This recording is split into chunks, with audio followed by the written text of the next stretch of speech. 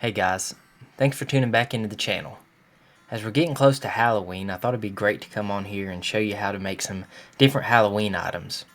Today I'm going to try to focus on some earrings, and everything that I make here is going to come from xTool Creative Space and then using my laser engraver. I'm not going to try to pull anything from any other third-party website. So I hope you're ready for Halloween, and I hope this video doesn't scare you too much. So let's get started. Like I start most of my videos, I'm on a blank xTool Creative Space document. So the best ways to find images here is to come over to the left sidebar where it says Shapes and try to look for the category that you're searching for. For us, since we're trying to find Halloween images, let's go under Festival. There's a couple different ones we can choose from here. After looking it over, I love this ghost. I think it's really cute, and I think somebody would love to wear this as an earring. Another one I really liked is this bat Dracula looking thing, almost like the bat is sleeping off of your earlobe. So here are two cool ones that I think will be neat to cut out. If you notice this image is blue, that's because we're engraving this image. And that's not really what I want to do with this ghost, because when it engraves it in black. So normally you like a white or colorful ghost. So here we want to cut it instead. So what this is going to do is cut around the outside of the image and cut around the inside too. So when this is done engraving, all this will be cut out.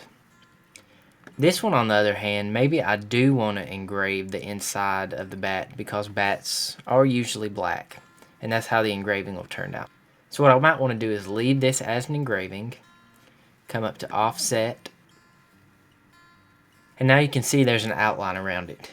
This small outline I can then cut out so that the bat itself will be black, and then it'll be cut around the bat so it'll look pretty neat. But I might want to change this offset to just a little bit smaller so it's right on the edge. And I'll also cut out the eyes, which I think that'll be pretty cool too. So I can hit confirm. Notice I can pull this down and see kind of how the outline looks, but I don't believe I want to do that right now. So now I need to change the speed and the power for this engraving to make sure that it'll look good on my piece of material. I don't want it to burn, and I definitely want it to cut all the way through. So I'll start with the ghost. I'm going to use 100% power, 7 millimeters per second, and 2 passes. This is something that's always worked for me on the basswood that I like to make earrings out of. It's really good to practice on your material before you try to do the real thing. The more you can practice, the better you'll become. Okay, next up we're on the engraving the inside of this bat. So I want to make it not nearly as powerful. So let's say 60% power, 70 millimeters per second. If you're ever in a situation here where there's two layers that are right on top of each other and you can't click on one without clicking on the other, you can come down to the bottom left corner where it says layers and click on the layer that you want. So now it's clicked. And see, it's listed as score. Let's come over to cut and do just the same. 100% power, 7 millimeters per second, and 2 passes. Okay, now that's done. Now one thing that I'm going to have to do for this engraving, considering that they're earrings, we're going to have to put a little hole in it so the hoop of the earring can go through it. So let's just insert a circle. Doesn't have to be very big. We're going to take it to the top of the ghost. And one thing I like to do, maybe move this one out of the way, highlight the ghost, bring it right to the center. So now we know about where to put this hole at. It's a little bit big, so we'll make it a little bit smaller. Move it right to the top. There we go. So now the hole will be cut out there in the center, and it'll just kind of dangle the ghost. So I want to make a copy of that. Do the same thing here for the bat. To move the ghost out of the way. Pull the bat over to the center. And then let's put this, might have to make the circle a little bit smaller on this one. Pop it right there in the middle. And we might have to just change this up just a little bit to see what we're doing and make it a little bit smaller. It gets kind of tedious sometimes when you're working with xTool Creative Space. Once you figure it out, it's not too bad. Make that just a hair smaller. And there we go. After playing around with it a few minutes, I was finally able to get those circles the size that I wanted them and where I wanted them on the image. Since I'm wanting to cut around the circle just like I am the rest of the image, I need to click on them, make them 100% power, 7 millimeters per second, and then the same with the bat. Click on the circle and make it 100% power and 7 millimeters per second. So now with this bat, one thing you notice that I did was I removed it from being an engraving so I could see the hole that I was going to put in it there. So I want to pull that back. So I'm on the layer that I changed, so then I'm going to hit engrave. You'll notice it saved the 60% power and 70 millimeters per second that I had earlier. Okay, so now I'm just going to move these two around a little bit. And you know, with earrings, one thing you always like is to have two of them. So what I'm going to do is I'm going to make these a little bit smaller so they'll fit in our screen. And now let's make them the size of an earring. So what's an earring normally? About 1.5 inches.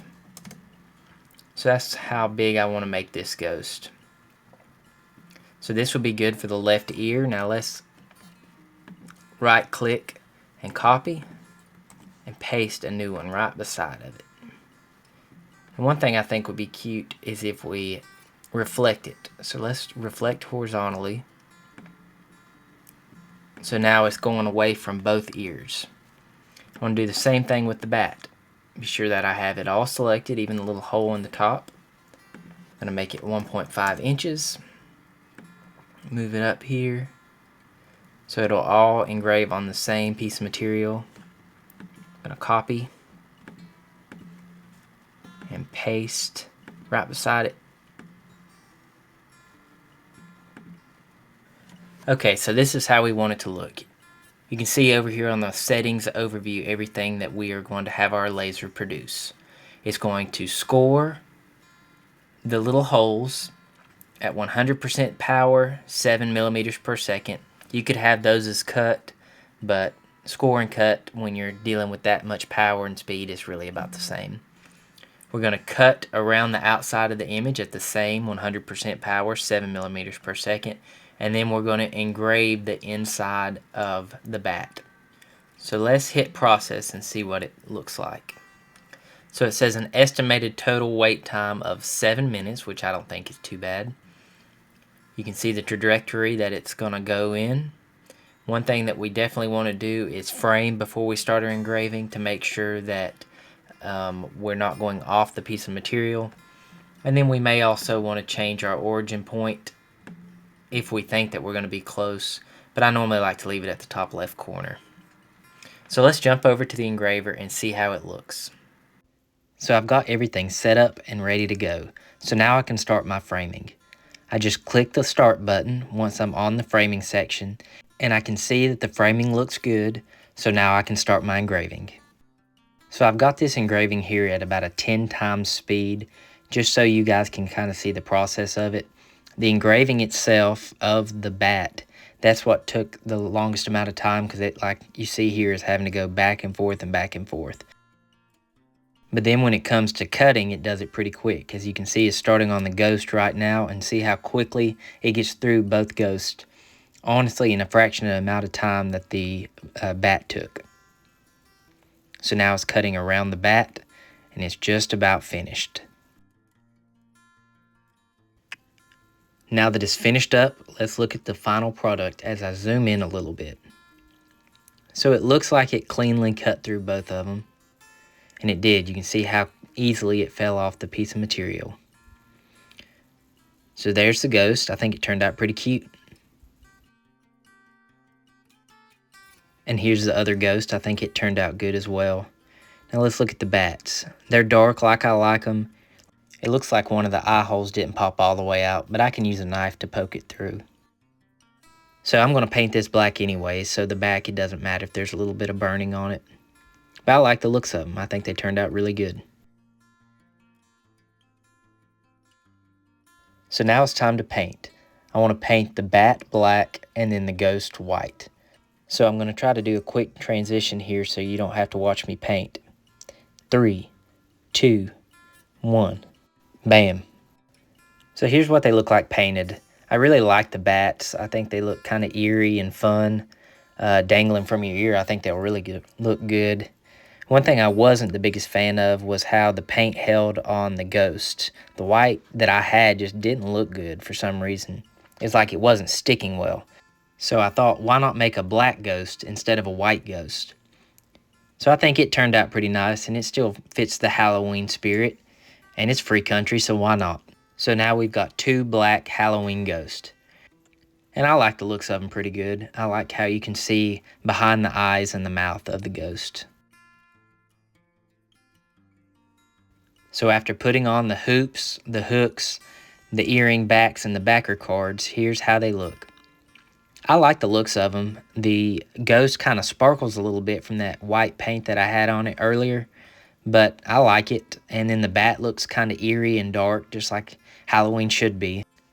So thanks for watching. I hope you enjoyed this video, and I hope you learned something from this video. If you have any questions, just leave them down in the comments section below, and I'll try to get to them as quick as possible. I love hearing from you guys and what questions you guys have and what you have to say. Also, feel free to like this video and subscribe to my channel so I can make some more great content to try to help teach you guys a little bit more about laser engraving.